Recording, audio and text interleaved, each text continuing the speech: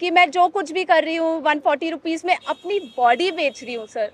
ना ये बेटियों को पढ़ने दे रहे हैं, ना ये बेटियों को बचने दे रहे हैं। पीछे से मुझे गन फायर किया गया और मुझे पता, अच्छी तरह से पता है, मुझे गन से ही फायर में लगी है, प्लेट गन से ही लगी है। ये जितनी भी ट्रोलिंग आजकल हो रही है इंटरनेट पे, जितना भी हरासमेंट हम लोग फेस कर रहे हैं, ये इस कंट्री का नैरेटिव बताता है बहुत साफ साफ। कांग्रेस नेता राहुल गांधी ने आज एक ऐसी प्रेस कॉन्फ्रेंस की जिसने सत्ता पक्ष को हिलाकर रख दिया। गृह मंत्री अमित शाह को भी शायद आज रात नींद आ पाए। नमस्कार, मैं आपके साथ रीना झा बालियान। दिल्ली में युवा आंदोलन, वो प्रोटेस्ट जो जेनजी ने किया था, आपको याद होगा। उसी जेनजी प्रोटेस्ट में कुछ ऐसे प्रोटेस्टर और कुछ ऐसे युवा चेहरा जो चर्चा का विषय बने रहे, कुछ ऐसे युवा, कुछ ऐसे युवती जिन्हें लेकर कई तरह की बातें कही जाने लगी। और आज राहुल गांधी ने उन सभी प्रोटेस्टर से मुलाकात की अपने घर पर, और ना सिर्फ मुलाकात की बल्कि उनके साथ प्रेस कॉन्फ्रेंस की। मीडिया के सामने ये सभी युवतियां आई और इन्होंने अपनी आप बीती बताई। इनमें से कुछ झारखंड से, तो कुछ उत्तर प्रदेश से, तो कुछ महाराष्ट्र से। आपको याद होगी वो युवती जो कि पोस्टर गर्ल के नाम से फेमस हुई थी, जिसने पुलिस की गाड़ी को रोक दिया था, एक हाथ लगाकर इस तरीके से उस गाड़ी को रोका था, क्योंकि उसमें उस युवती के सभी दोस्तों को डिटेन किया गया था और युवती ने अपने दोस्तों को ले जाने से पुलिस वालों को रोका था और उसकी हिम्मत की हर तरफ चर्चा होने लगी थी। वो युवती भी राहुल गांधी के बगल में खड़ी रही और उसने भी अपनी आप बीती बताई। उसने बताया कि कैसे उसे ट्रोल नहीं किया जा रहा है बल्कि मेंटली टॉर्चर किया जा रहा है। सोशल मीडिया पर कैसी कैसी बातें उसके लिए कही जा रही है और ये आरोप लगाया गया है जो आईटी सेल है वो किस तरह से काम कर रहा है। युवतियों की छवि को धूमिल और खराब करने की कोशिश आईटी सेल की तरफ से की जा रही है। क्या कुछ कहा इन प्रोटेस्टर्स ने, इन युवाओं ने क्या अपनी आप बीती सुनाई, सिलसिलेवार तरीके से हम आपको एक एक करके सारी बात बताएंगे और सुनाएंगे भी। लेकिन उससे पहले आप ये समझिए कि कांग्रेस नेता राहुल गांधी जो युवाओं की आवाज बने हुए हैं, अब पूरी तरह से जेनजी का साथ उन्हें मिल रहा है और वो जेनजी को सपोर्ट देते हुए नजर आ रहे हैं। क्या कुछ रहा इस प्रेस कॉन्फ्रेंस में, राहुल गांधी ने क्या कहा और उन सभी प्रोटेस्टर्स ने अपनी क्या आबीती सुनाई, सुनाते हैं आपको। जो हमारे यंग प्रोटेस्टर्स हैं उनसे, भैया प्लीज शांत हो जाइए, डिस्टर्ब मत कीजिए। जो हमारे यंग प्रोटेस्टर्स हैं अलग अलग स्टेट से, उनसे मेरी अभी मीटिंग हुई थी, डिस्कशन हुआ था, फ्रैंक डिस्कशन। सबसे पहले मैं इनके जैसे जो हजारों यंगस्टर्स हैं इनका और उनका धन्यवाद करना चाहता हूं कि ये कॉन्स्टिट्यूशन के लिए लड़े, एजुकेशन सिस्टम के लिए लड़े और इंडिया के फ्यूचर के लिए लड़े।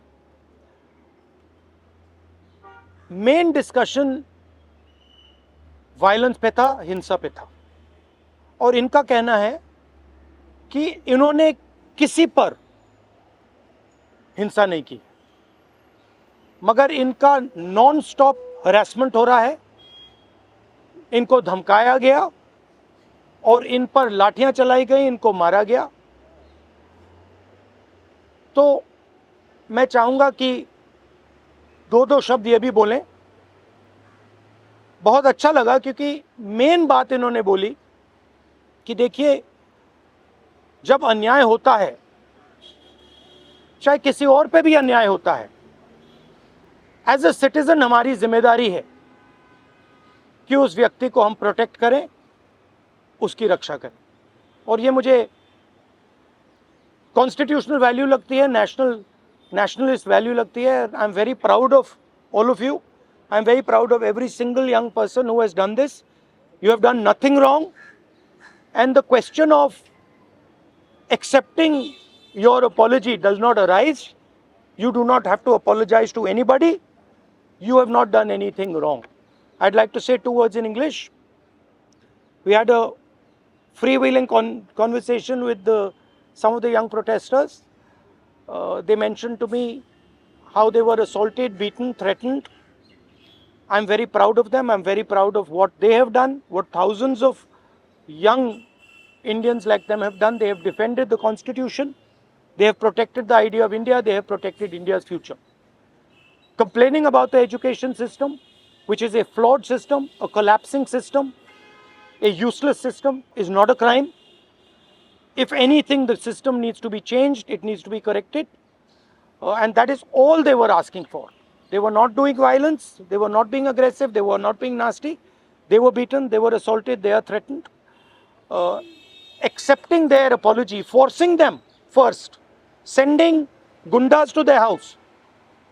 महिलाओं के घर में गुंडा भेजने के बाद फोर्सिबली उनसे अपॉलॉजी, 15 साल की बच्ची से अपॉलॉजी लेना और फिर उस अपॉलॉजी को एक्सेप्ट करना, accepting that apology is complete nonsense. We do not accept it. We want a education system that works. We want exam leaks to stop, and we want the future of this country, who is them, to be respected and protected. So, would you like to say a word? Talk. Hello everyone, मेरा नाम है रिया अहीर. मैं वो लड़की हूँ जो Mumbai police के सामने आ गई थी. Little louder. यू गाइस से कि ये वो लड़की है जो वायरल हो गई है, जिन्होंने मुंबई पुलिस को रोका था. बट मैं मीडिया से ये कहना चाहूँगी, मैं वो लड़की हूँ जिन्होंने 20 बच्चों को अनलॉफुली डिटेन होने से रोका था. Please change your narrative, change your perspective. पर जो भी मैंने किया उसकी वजह से मुझे बहुत हरास किया जा रहा है. ट्रोलिंग नहीं बोलूँगी मैं, क्योंकि ये ट्रोलिंग नहीं है, ये क्राइम है. और सिर्फ ये ही नहीं, जनता ही नहीं बल्कि पार्टी वर्कर्स भी अभी अपने फेसबुक पर पोस्ट लगा रहे हैं मेरे बारे में, गलत गलत बोल रहे हैं कि मैं जो कुछ भी कर रही हूँ 140 रुपीज़ में अपनी बॉडी बेच रही हूँ. सर, आप खुद ही सोचिए, उनके दिमाग में ऐसा कितनी गंदगी भरी रहेगी कि वो ये बोल रहे हैं. 27 को मैंने क्राइम रजिस्टर करवाया था. आज 5 तारीख है, मेरे हाथ में अभी तक FIR नहीं आया है. ना ये बेटियों को पढ़ने दे रहे हैं, ना ये बेटियों को बचने दे रहे हैं. मैं बस आपसे इतना कहना चाहूँगी कि एज मीडिया हमारी सबकी रिस्पॉन्सिबिलिटी होती है कि जिन बच्चों के लिए मैं खड़ी थी अब वो मेरे लिए खड़े हैं. एज ए सिटीजन हमारी भी रिस्पॉन्सिबिलिटी है कि एक दूसरे के लिए हम खड़े रहें. Thank you. एक सेकंड. हेलो. इनके बारे में मैं कहना चाहता हूँ. इनको पेलेट गन इंजरी हुई थी. ये थोड़ा आपको बताएंगे कि कहा जा रहा है कि पेलेट गन यूज़ नहीं की गई. ये आपको थोड़ा बताएंगे. मेरा नाम नूतन टोप्पो है और मैं झारखंड से बिलोंग करती हूँ. और प्लेट गन मैं अपने आँखों से देखी थी कि हमारे साइड गन पॉइंट किया हुआ था. और जैसे ही मैं मुड़ती हूँ ऐसे पीछे से मुझे गन फायर किया गया. और मुझे पता, अच्छी तरह से पता है, मुझे गन से ही फायर में लगी है, प्लेट गन से ही लगी है. बस मुझे ये पता है. पर जब देश में जंतर मंतर में 20 तारीख और जब अन्याय के खिलाफ हमें खड़ा होने का मौका मिले, हम खड़ा होंगे जरूर. मैं फरानाज उत्तर प्रदेश से आई हूँ. मैं एज अ ग्रेजुएशन स्टूडेंट हूँ. लेकिन हम जब 20 तारीख को जंतर मंतर पे एकदम पीसफुल होके प्रोटेस्ट कर रहे थे, ये पुलिस के गुंडे बहुत बुरी तरीके से हमको मारे. इतने बुरा इंजर्ड करने के बाद में ये लोग हम लोगों पे ये बोलते हैं कि अगर आप कार्रवाई करोगे तो हम लोग भी डायरेक्ट कार्रवाई करेंगे. देन उसके बाद भी जब इनसे ये नहीं बना तो ये लोग कहने लगे, ये पुलिस का कहना था कि इनका नाम, क्योंकि मुसलमान नाम से इन लोगों ने जज किया कि मैं फरानाज. पहले इन्होंने मुझे मारने के बाद बस में बिठाया, 3 घंटे तक लिटरली रखे और फिर उसके बाद बोलते हैं कि नाम क्या. मैंने कहा फरानाज. इनकी लिस्ट अलग बनाई जाएगी क्योंकि ये लोग देशद्रोही हैं. तो सर, अगर हम लोग शांति से प्रोटेस्ट कर रहे हैं, क्या हम देशद्रोही हैं? क्योंकि हम लोग नॉर्मल लगा रहे थे वंदे भारत और भारत माता की जय, उसके बावजूद भी हम लोग को मारने के बाद देशद्रोही बोलते हैं. तो ये इन्होंने हमारे साथ किया. उसके साथ साथ सोशल मीडिया पे लगातार आ रहा है कि अरे ये लोग सिर्फ देशद्रोही पना करने गए थे. तो मेरा यही कहना है कि अगर आप लोग इस तरीके से करते रहोगे, लेकिन हम लोग बाज नहीं आएंगे. हम हक के लिए, अपने देश के लिए हमेशा खड़े रहेंगे. जय हिंद, जय भारत. मेरा नाम भरत बानाइत है. मैं नागपुर से आया था जो जंतर मंतर के लिए प्रोटेस्ट किया था. उस प्रोटेस्ट में मैं 20 जून से था, पर 20 जुलाई को हुआ वाकया तो हमने धर्मेंद्र प्रधान के लिए जो इस्तीफा मांगा था, उस इस्तीफे के लिए इन्होंने इतना अत्याचार किया, इतनी बर्बरता की. शायद हमने अमित शाह का इस्तीफा मांग लिया होता तो इन्होंने हम पे सीधा गोलियां चला दी होती, बॉर्डर बना दिया होता जंतर मंतर को. मुझे इस तरीके से लगता है क्योंकि हमने जो सहा है, मैंने खुद कईयों बच्चों को एम्बुलेंस में डाला जो ब्लीडिंग हो रही थी, उनसे ब्लीडिंग हो रही थी, मैंने उनको डाला तो सामने जाके उनको रोका गया था। उनको रोकने के बाद उनको फिर जिनके सर पे लगी थी उनके पैर तोड़े गए, और जिनके पैर टूटे थे उनके सर फोड़े गए, हाथ तोड़े गए।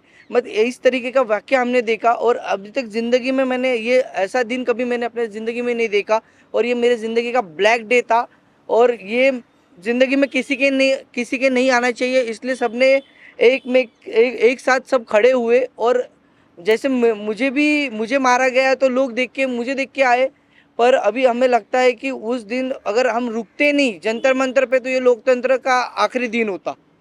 यही मैं कहना चाहता हूँ। धन्यवाद। हाय एवरीवन, मेरा नाम मुस्कान है। मैं ज़्यादा कुछ नहीं बोलूँगी, मैं बस इतना बताऊँगी that I was one of the peaceful protesters at Delhi Jantar Mantar. मेरा सवाल बस ये है कि जब मैं शांति से चल रही थी तो पुलिस ने मुझे मारा क्यों? आरएएफ ऑफिसर्स ने मेरे ऊपर लाठी क्यों बजाई? और जब ये साफ साफ रूल है कि आप थाई के ऊपर नहीं मार सकते हो और एक मेल ऑफिसर किसी लड़की को नहीं मार सकता, तो एक मेल आरएएफ ऑफिसर ने why did he try to jab a baton into my buttocks? मेरा बस इतना सा सवाल है। और अगर इसके लिए जिसको भी उसने ऑर्डर दिया था, अगर वो आके मुझसे माफ़ी मांग ले तो मुझे भी बहुत खुशी मिल जाएगी। एंड सेकेंडली, क्योंकि मैंने बोला कि मेरा नाम मुस्कान है, मैं एडिशनली ये भी ऐड करना चाहूँगी कि सरनेम मेरी शर्मा है। और ये मैं इसीलिए बता रही हूँ क्योंकि आजकल हर कोई मान के बैठा है कि मैं मुस्लिम हूँ, और इसीलिए मुझे और ज़्यादा गालियाँ मिल रही हैं।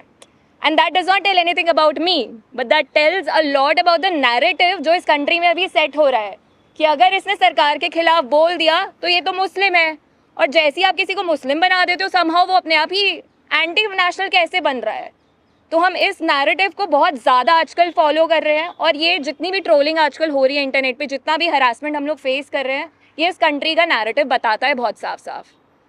Thanks. So can I ask one question? आप सब लोगों से सवाल है कि आप ज़्यादा इंटिमिडेट किया जा रहा है, आप तरफ डराया जा रहा है, आपकी कनेक्शन हो रहा है, even when you are standing here, what makes you standing here? No, but I want to say something else, which is even more powerful. That there are young people who are standing here in front of India's press. But Amit Shah and the Prime Minister don't have the courage to stand here. अगर ये बाहर जाएगा उसके बाद हमें रोज और गालियां पड़ने वाली हैं, They are क्योंकि Indian. कल को मेरे साथ गलत होगा, मेरे साथ कोई आके खड़ा नहीं होगा अगर आज मैं दूसरों के लिए आवाज नहीं उठाऊंगी। और ये ऐसी कंट्री है, टू बी वेरी ऑनेस्ट, जिन लोगों को मेरी सुरक्षा करनी चाहिए उस दिन मैं उन्हीं लोगों से पिट रही हूँ। So as a woman of this country, please tell me where am I suppose to go to for my protection. मुझे बस आप इतना बता दीजिए। Just 1 second. One second. मेरा बस एक सवाल है जो भी ये देख रहा है उनसे, क्या जस्टिस आपको सिर्फ तभी मिल सकता है जब आप कोई कॉन्स्टिट्यूशनल वर्कर हो, या आर्टिकल 14 के हिसाब से जस्टिस सबके लिए इक्वल है? ये मेरा सवाल है। So no, last thing I want to say. 1 second. We're not taking any more questions. Last thing I want to say is that for them to come here, जो आपने बोला, it is an act of courage. It is not easy for them to come here. They are facing harassment, they are facing violence, they are facing torture, and I am very proud that they have the courage to speak so eloquently, so beautifully about what they are feeling. And these are exactly the type of youngsters that this country needs. There's thousands and thousands of them, and I'm extremely proud of what they have done. Final thing, the person who is responsible for this violence, the person who has had the pellet gun fire into this young lady, the person who's had the pellet gun fire into that young man I brought here, the person who has turned the police force against this young lady who's asking for their protection is Mr. Amit Shah, is the Home Minister of India. He does not have the decency to come to Parliament. He does not have the decency or the courage to comment on what has happened. And there's only two possibilities. One, he did not know that this violence was being carried out on the children, in which case he's incompetent. And two, that he ordered the shooting of the pellet gun, he ordered the violence on these children, on these youngsters, which means he is culpable. Either way, he is responsible.